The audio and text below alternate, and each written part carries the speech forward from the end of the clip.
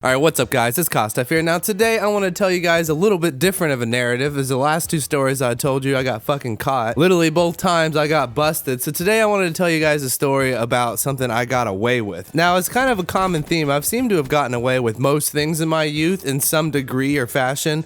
Now the last two stories I did get caught, but in both times I still kind of skated off scot-free and didn't really get in trouble. But there's been a few times in my life where I just 100% got away with something. Now there's been many times where I just got totally pinned with something and I didn't really deserve it, and it just came down on me much harder than it should have, but it all kind of evens out in a very karmatic sense. I think I just made that word up. But today's story is 100% a story about something I shouldn't have got away with and have gotten away with until today, meaning my parents never found out. But we are going to skip forward, so we're no longer in Australia. I think I'm like 16 and a half, 17. I think I'm 17. We're back in America. We're back in North Carolina, back at the house that we had moved out of and had been renting the whole time we were in Australia. So we're back home. And we've been home for like, I think a year. And on one random night, me and my friends all decided to sneak out of the house. Now this is something that had become really common with me. And I'm going to tell you a few stories in the future about all the different things we would get into when we'd sneak out. But I snuck out quite a lot. I've always been kind of a night person. Me and my friends have always, being young teens, always wanted to go out at night and do stupid shit. And I'm a fucking ninja. So I would sneak out with the quickness. I was extremely soft-footed. Basically just like crouching tiger my shit out of there every night. And this night was no different. So as soon as my parents kind of like went up into their room, because they would watch TV really loud, and as soon as my parents went to sleep, my dad slept with like a CPAP machine because he had sleep apnea or whatever the fuck that is.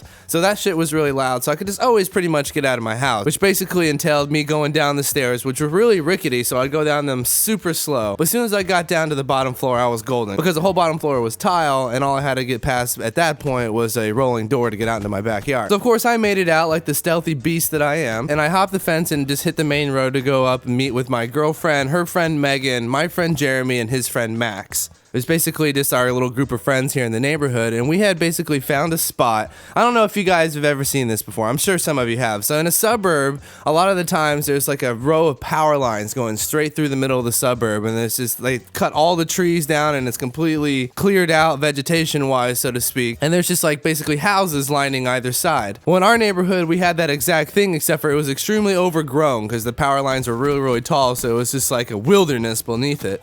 And we had found kind of like this path to get to this huge rock, and we'd go basically hang out on there and cook hot dogs and just chill. And it really was that innocent, because we were like 16 and a half, and my girlfriend was a goody two-shoes, and the other two guys were just suburbs kids, so it was really that innocent. But in comes little shit cost.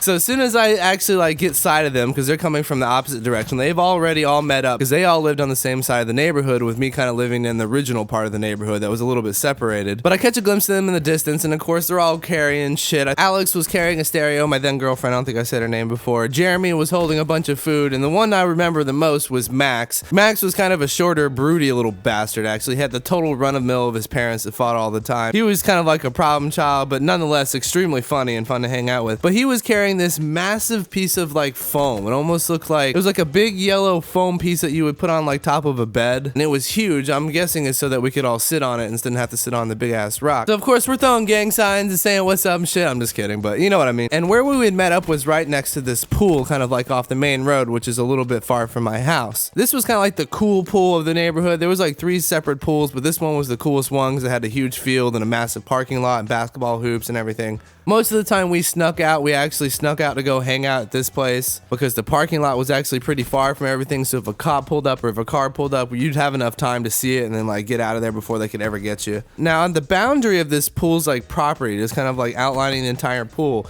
are these like really long wooden logs that have just been kind of stacked on top of each other to make this like pseudo fence. It's not actually a fence, it's more decorative. It really just looks like massive spears of wood that are all like 8 or 9 feet long that have just been kind of stacked on top of each other. And that's when little shit Cause had the bright idea of sticking these things in the road, going off in the bushes, and watching very mad motorists have to stop their cars and move them. Now this is a prank me and Jeremy had done about a week before and gotten away with it, and we did it to like 3 different cars, and it was absolutely hilarious. People would stop and cuss up a storm, and we would have to do everything we could not to just burst out laughing and give ourselves away, because we were idiots. We didn't really go very far away from the road when we did that, so we were within like, I don't know, 20 feet of them, just dying laughing. And I guess I thought this would be a good time to do it again. But this time we had snuck out at like 11:30. Now before, me and Jeremy had done this at like 2 o'clock in the morning, so there was just like no cars. But little shit Cos had forgotten about that and gotten busy moving wood onto the road. road. Now, as soon as Max and Jeremy saw me doing this, they of course abandoned everything that they had on the girls and came to do the same thing but further down the road. So basically when a car came, they'd have to move one log, they'd move like, 100 yards forward and have to move another one. By the way, this whole time we're just dying laughing, infinitely impressed with our own cleverness. But of course I had gotten my logs on there first because I was the first one to have the idea. Now right when they were moving their first log onto a street, a car came. And then the car was coming from their direction, so they're about 100 yards in front of me, so they all dipped. Of course I had dipped over to the pool as well because that was the way they had run. The truck reached the wood, slammed on his brakes, hit his horn, which is obviously extremely pissed, backed up his truck, and started to come for me and my homies. Now this dude must have had the worst fucking day possible because if you really think about it, I know he saw us kind of like skedaddle off the road when he came, so he had to have known what was going on, which if I saw that I'd just chalk it up to kids being dumbass kids, but nah, this guy was fucking livid. He literally charged us with his truck. Now imagine the moment of panic when we realized this was fucking happening and we all turned around and fucking dipped towards the damn field as quick as possible. This guy did not care. He was in one of those old school ass trucks. It wasn't even a new truck. He went right over that fucking curb and went right for us into the field, chasing literally all of us. Now all my friends kind of like would dip off to the side, so I think the first two to go were Max and Jeremy. They dipped off to the right, so it's just me, Megan, and Alex dipping it forward. Megan makes a quick left and I'm sitting here going, man, I really want to get out of here too. I think going left or right would be a great idea. Any way but forward would be brilliant. But nope, my girlfriend was still booking it forward and there was no changing her path and I wasn't about to leave her, so I'm just sitting here following her slow ass. By the way, she's like 5'6", so I could easily blow past her, but I'm staying behind her. Mind you, there's a fucking truck going like, I don't know, probably 4 or 5 miles an hour, like at least 2 or 3 feet behind me. It was really close. It was reach out and touch the hood of the car close. But of course we eventually dipped left and like ran into the woods, and then the car kind of just backed up out of the field and went back into the parking lot and sat there. So at this point, we're all separated. I'm with Alex, Max and Jeremy are who knows the fuck where, and Megan's completely missing. Within literally 2 minutes, Max and Jeremy come out of nowhere. So, I mean, it's pitch dark out. There's not a whole lot of light in this field. And we obviously discover that Megan's missing, alone out there with this creepy dude in the truck kind of like trying to run us over. But we're all pretty much scot-free. Now, me being me, I'm like extremely worried about Megan. I have a mind that kind of runs with things, and more so, I've watched like every movie there is in history. So I just have a really dramatic mind. So the worst things I can think of are happening to Megan right now. So I turned to Jeremy and I'm like, yo, Jeremy, take Alex, go home. Like, get her out of here. I'm gonna go find Megan. And they're all like, yeah, okay. And I look over at Alex and she's like, okay. I hug her and then I instantly turn to run back towards the pool to get Megan because I'm really worried about her. And that was the last I saw of Alex, Jeremy, and Max that evening. Now, I later found out that it was actually pretty funny, but when I had turned and run back towards the pool, Alex had turned to run with Jeremy and Max, but to her surprise, they were already like 30 yards away from her. They had already started running and that kind of left her.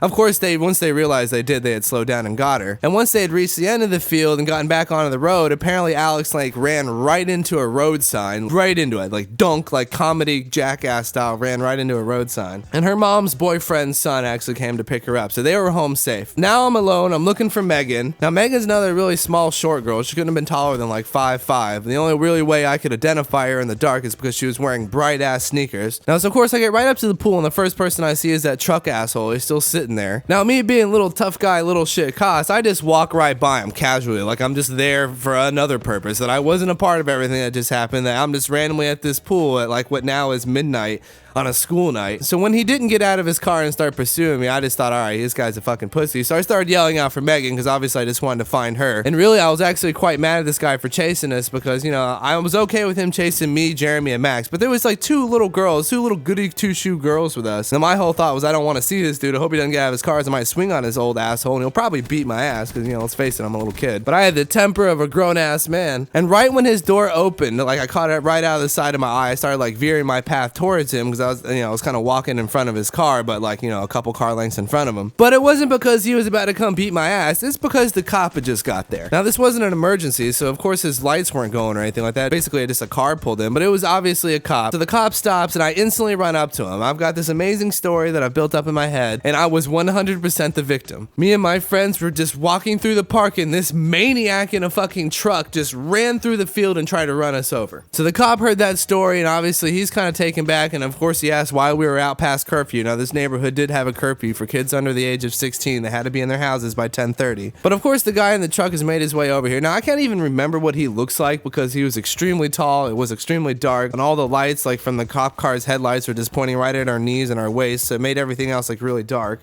But he heard the guy's story, 100% believed it, and then put me in the back of the cop car. Fucked. Now, Alex had gotten away. They had went back to Jeremy's house, so Jeremy was cool, but Max still had to walk like all the way across the neighborhood to get back to his house. He eventually got picked up by the cops because, of course, they were on the radios, and then, I guess they had heard about the incident at the pool. So we went to go drive to go pick him up, trying to get the information of like where the other kids were. Now, at this point, I'm like thinking I'm in a movie, and they're like interrogating me, and I'm like, I'm not talking, I'm not ratting on my friends. But the reality of the situation is they had already kind of contacted Max's parents, and they'd already contacted Megan's parents. Alex's mom was completely oblivious. Jeremy's parents were oblivious, and my parents were dead asleep. So they were questioning me not really to find my friends, but really to go get these kids that are, I'm sure, running around the neighborhood scared and alone, and they want to get them back to their houses. And I'm pretty sure they got all of this because Max snitched. 100% that dude gave us up. But later he explained to us that the cops had taken his phone, had called the number he had saved under home, and then at that point he had told them that he was with Megan and all these people, and then they had contacted Megan's parents because Max's parents knew Megan's parents or something like that. And now everyone's just extremely worried about Megan because everyone else has made it home safe or been caught. So of course Megan had a cell phone, so Megan's parents are talking to Megan, and Megan won't give up where she's at because she's really afraid, and she thinks I've gotten in a whole bunch of trouble coming to find her because apparently her parents told them that I was out looking for her and the cops had picked me up. So everyone's just trying to find her. So I told them, hey man, give me my phone back, I will call her, because they take your phones. If you didn't know that, if you're like, under a certain age and in a suburb, in a very nice suburb where the cops are really out there kind of trying to protect the kids, they don't make it seem like that. They're trying to scare you a little bit. So, and plus I've never had a real fondness for police officers, but they give me back my phone. I call Megan, she tells me where she's at. She's all the way back at the pool, still there, hiding behind a tree.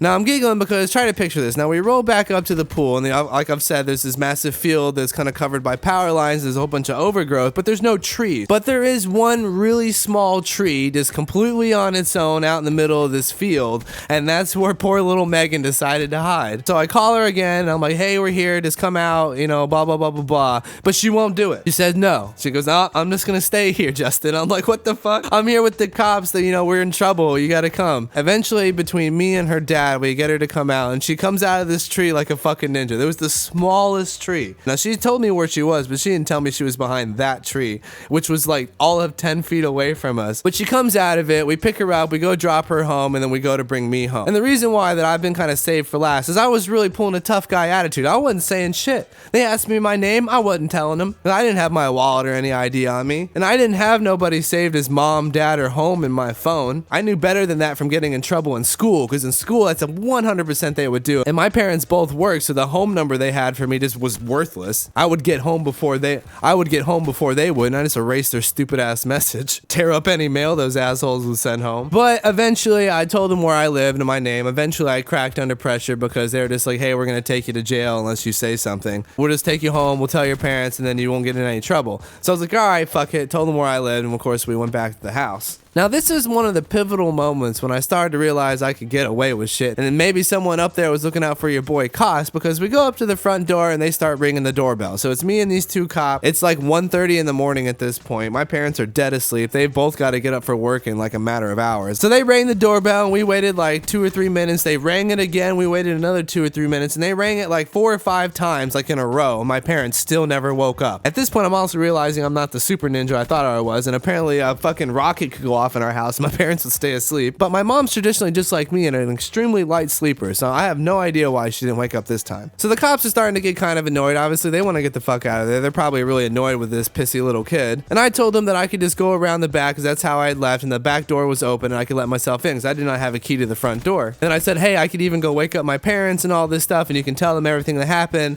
And they were like, no, we don't need to disturb your parents. But then they hit me with the curveball. They said, we're gonna be back tomorrow, and if you haven't told your parents about everything that happened and we have to tell them, we're gonna take you to jail and you're gonna have to spend a night in juvenile detention. So basically they were trying to force me to snitch on myself. So I nodded and agreed, went around to the back of the house, got back in, and went upstairs and went to sleep. And that was the last anyone ever spoke of it. And my parents never fucking found out, and the cops never came back. Now I don't know why they didn't come back. I guess they figured I would snitch on myself and that was all that needed to happen. And maybe their days were just a tad bit more important than going and telling on me for sneaking out of my house. But they never showed up, and I got away way, literally scot fucking free. Now, I know my parents don't watch my videos. At least I hope they don't, because if they heard about this, they'd probably be a little ticked, because I literally never told them about this. And this was like my third run-in with the cops, so I was kind of used to it, and I kind of realized that I could pull this like tough guy attitude. And so if you're thinking I'm embellishing a little bit, because this is the first cop story I've told you where I should have been like scared of my boots shaking. Nah, that was not really the case. Now, I'll tell you those stories eventually, because they're actually really funny too. But I wanted to get to know you guys just a little bit better. And plus, I didn't want to tell you another story where I got fucking caught. But I hope you guys are enjoying these little retarded tales from my history. Thank you so much for listening. If you guys want to talk about anything that I've talked about, please put it down in the comments below. I'd love to converse with you about all this random crap. By the way, this is my gameplay today. I'm sure you guys have guessed, because it's nothing fancy. But I dropped a 40. See you guys tomorrow. Peace.